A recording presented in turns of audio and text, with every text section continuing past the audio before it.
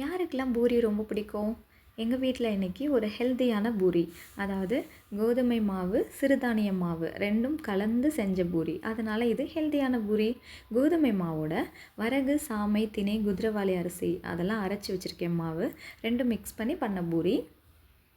எங்கள் வீட்டு குட்டீஸ்க்கு பூரினா ரொம்ப பிடிக்கும். அவங்களுக்கு பிடிச்ச ஷேப்பில் பண்ணியாச்சு. அவங்கள கொஞ்சம் அட்ராக்ட் பண்ணும்ல, அதனால் அப்பப்போ இந்த மாதிரி ஷேப்ஸ்லாம் மாற்றி சூப்பரான பூரி சுட்டு கொடுத்தாச்சு. காலையிலையும் சாப்பிட்டு லஞ்சுக்கும் அதே தான் கொண்டு போயிருக்காங்க. உருளைக்கிழங்கு பச்சை பட்டாணிலாம் போட்டு சூப்பரான பூரி ரெடி பண்ணியாச்சு. இன்றைக்கி ஸ்கூலில் நோ பேக் டே.